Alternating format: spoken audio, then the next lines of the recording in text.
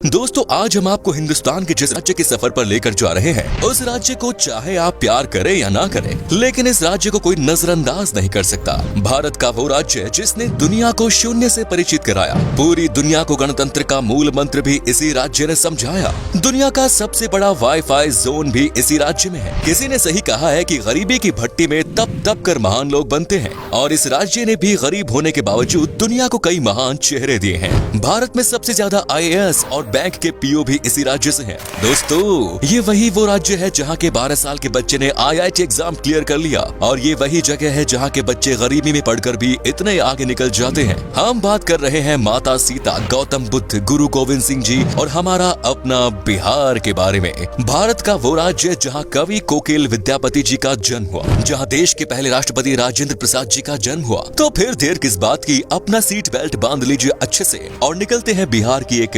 शानदार सफर पर। दोस्तों बिहार वो राज्य है जिसे प्राचीन काल में मगध के नाम से जाना जाता था, और इसकी राजधानी पटना को पाटलिपुत्र के नाम से। बिहार का इतिहास उतना ही पुराना है जितना भारत का। यहाँ मौर्य, गुप्त आदि राजवंशों से लेकर मुगल शासकों ने राज किया है। माना जाता है कि बिहार शब्द की उत्पत्ति बौद्ध विहार के विहार शब्द से हुई, जिसे बाद में बिहार कर दिया गया। बिहार को उत्तर में नेपाल, पूर्व में पश्चिम बंगाल, पश्चिम में उत्तर प्रदेश और दक्षिण में झारखंड ने घिरा हुआ है। 1912 में बंगाल के विभाजन के समय बिहार अस्तित्व में आया। सन 1935 में उड़ीसा और सन 2000 में झारखंड को बिहार से विभाजित कर दिया गया। बिहार वो राज्य है जो भारत के इतिहास में साहित्यिक, ऐतिहासिक, धार्मिक सभी स्तर पर महत्वपूर्ण भूमिका अदा करता है। और आज भी बिहार शिक्षा, संस्कृति और सामाजिक दृष्टि से उतना ही समृद्ध है जितना कि पहले था। आपको जानकर हैरानी होगी, लेकिन ये सच है कि सिर्फ इतिहास के पन्नों पर ही नहीं बल्कि वर्तमान में भी बिहार दुनिया में जगमगा रहा है। बिहार की राजधानी पटना में दुनिया का सबसे बड़ा वाईफाई रेंज जोन है। एक दो नहीं बल्कि पूरे 20 किलोमीटर के दायरे में इंटरनेट की मुफ्त सुविधा का फायदा उठा सकते हैं। दोस्तों देश में उत्तर प्रदेश के बाद सबसे ज्यादा IAS ऑफिसर बिहार की भूमि से ही निकलते हैं। बिहारी लोगों के दिमाग बहुत तेज होते हैं। ये लोग सबसे ज्यादा गणित में तेज होते हैं। यहाँ लोगों का दिमाग बड़े तूफानी से चलता है। हालांकि 1990 के पहले IAS ऑफिसर्स के मामले में बिहार लिस्ट में पहले स्थान पर था, लेकिन इसके बाद से इसमें गिरावट आने लगी। बिहार के युवा का ध्यान अब IT सेक्टर में अधिक लग रहा है, लेकिन पिछले कुछ सालों से दोबारा से बिहारी स्टूडेंट्स में IAS के प्रति रुचि देखी जा रही है। दोस्तों बिहार की डेवलपमेंट रेट आज 14.48% है, जो कि ये साबित करती है कि बिहार देश तेजी से बढ़ने वाले राज्यों में सबसे ऊपर है। बिहार आज शैक्षिक स्तर पर केरला के शैक्षिक स्तर को टक्कर दे रहा है। बल्कि ये कहना भी अनुचित नहीं होगा कि बिहार में लिटरेट लोगों की संख्या केरला के लोगों से ज्यादा है। दोस्तों बिहार में कृषकों की बात करें तो वहाँ कोई किसान इतना मजबूर नहीं होता कि उसे आत्महत्या करनी पड़े। दोस्तों बिहार एक ऐतिहासिक राज्य है। इसके रंग रंग में इतिहास की वो बूंदें छिपी हैं, जो आज भी बिहार की महत्व की सुगंध न सिर्फ देश में बल्कि पूरे दुनिया में पहुंचाती है। इतिहास आज भी बिहार के महत्व की गवाही देता है। इतिहास के पन्नों से बिहार को हटा दिया जाए तो इतिहास का अस्तित्व ही नहीं रह जाएगा। देश के सबसे पुराने हिंदू मंदिर से लेकर बिहार अपने आंचल में और भी कई रोचक तथ्य छिपाए पड़ा है। ऐतिहासिक साक्ष्य को प्रमाण माने तो ईसा से लगभग 6वीं सदी पहले बिहार के वैशाली में ही गणतंत्र की पहली बेल लुकी थी। जब लोगों को गणतंत्र का अर्थ नहीं पता था, तब उस काल में वैशाली में देश की ही नहीं बल्कि दुनिया के पहले गणराज्य की आधारशिला रखी गई। संसद प्रणाली भी वैशाली में मौजूद थी। बिहार वो राज्य है जिसने आजादी के समय भारत छोड़ो आंदोलन में महत्वपूर्ण भूमिका निभाई। दोस्तों शून्य यानी जीरो के बिना गणित का क्या मोल, ये किसी को बताने की जरूरत नहीं है।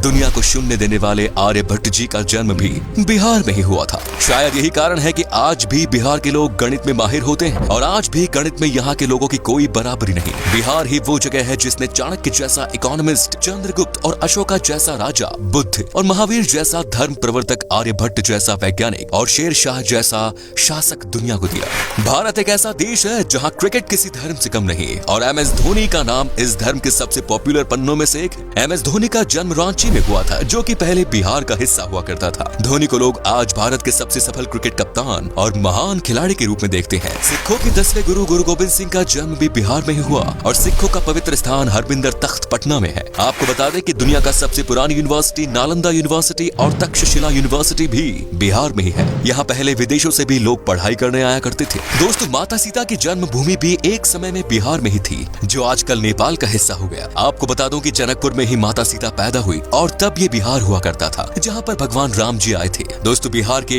मिथिलांचल में आज भी भगवान राम को दामाद माना जाता है। माता सीता की नगरी मिथिलांचल बिहार का गौरव है। मिथिलांचल की मिथिला पेंटिंग के बारे में तो हर कोई जानता है। आपको तो शायद पता ही होगा कि बॉलीवुड के शान और जान पंकज त्रिपाठी भी बिहार से ही है और बिहार का भी एक बेटा शानदार एक्टर है सुशांत सिंह राजपूत, जिसका देहांत होने के बाद भी लोगों के प्यार ने अमर कर दिया। दोस्तों बिहार का खाना भारत के सबसे शानदार पकवानों में से एक माना जाता है। बिहार का लिट्टी चोखा बहुत टेस्टी होते हैं। आपने अगर लिट्टी चोखा नहीं खाया तो एक बार जरूर ट्राई कीजिएगा, वाकई में आपका दिल खुश हो जाएगा। यहाँ पर वेज से लेकर नॉन वेज तक हर पकवान लाजवाब होता है। इतना ही नहीं, आपको बता दूं कि यहाँ पर गन्ने की जूस भी पसंद किया जाता है और ये इतने मीठे और टेस्टी होते हैं कि इसे पीकर मानो आप दीवाने हो जाओगे। तो चलिए अब बात करते हैं उन जगहों की जहाँ पर आप बिहार के सफर के दौरान घूम सकते हैं और साथ ही बताएंगे कि आपको बिहार की ट्रिप में मैक्सिमम कितना पैसा खर्च करना पड़ेगा।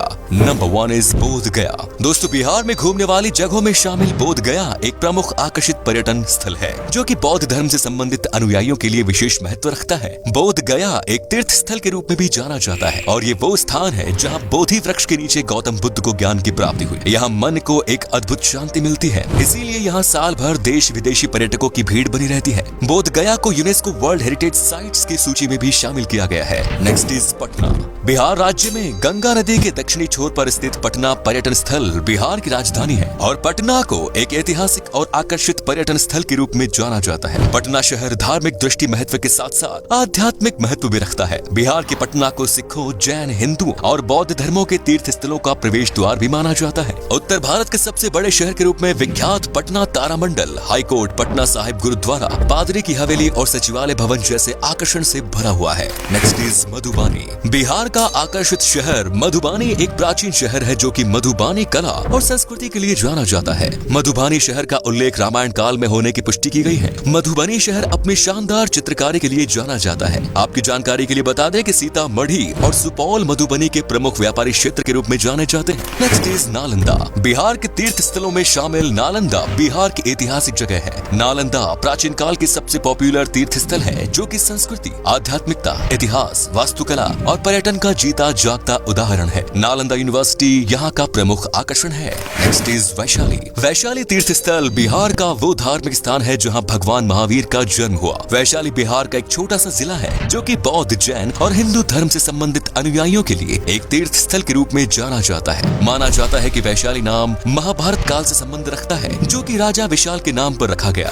Next is Munger. बिहार के मुंगेर पर्यटन स्थल मिडलैंड के नाम से भी जाना जाता है। ये मुंगेर के प्रसिद्ध मंदिर पूरे देश में प्रसिद्ध है और अपने यहाँ आने के लिए पर्यटकों को आकर्षित करते हैं। मुंगेर को Bihar school of yoga seat के लिए भी जाना जाता है। मीर कासिम की राजधानी के रूप में जाना जाने वाला मुंगेर शहर अपने प्रमुख आकर्षण श्री कृष्णा वाटिका, सीताकुंड, मन पत्थर और दिलवरपुर जैसे आकर्षण के लिए बहुत प्रसिद्ध है। Next is Muzaffarpur. बिहार के प्रमुख आकर्षण में शामिल मुजफ्फरपुर बागमती और लखनदेई नदियों के पास स्थित एक सुंदर शहर है। यहाँ की लीची सबसे पॉपुलर है। मुजफ्फरपुर बिहार की राजधानी पटना से लगभग 71 किलोमीटर दूर है। वज्जिका भाषा मुजफ्फरपुर में सबसे अधिक बोली जाने वाली भाषा है। Next is Bhagalpur. बिहार की सिल्क सिटी के नाम से प्रसिद्ध भागलपुर एक ऐतिहासिक शहर है जो कि पावन गंगा नदी के दक्षिणी तट पर स्थित है। भागलपुर बिहार का तीसरा सबसे बड़ा शहर होने के अलावा यहाँ के प्रमुख शैक्षणिक संस्था के लिए भी जाना जाता है। भागलपुर के प्रमुख आकर्षण विक्रमशिला गंगेटिक डॉल्फिन सेंचुरी है जो कि पर्यटकों को अपनी ओर आकर्षित करता है। बिहार का भागलपुर अपने रेशम के उपयोग के लिए पहचाना जाता है। Next is Pawapuri. बिहार के धार्मिक स्थलों में शामिल पावपुरी नालंदा जिले में स्थित है और जैनियों के लिए किसी तीर्थ स्थल से कम नहीं। आपको बता दें कि पावपुरी शहर एक समय में मौल महाजनपद की संयुक्त राजधानी के रूप में जाना जाता था। पावपुरी वो धार्मिक स्थान है जहां भगवान महावीर को 500 ईसा पूर्व में दफनाया गया था।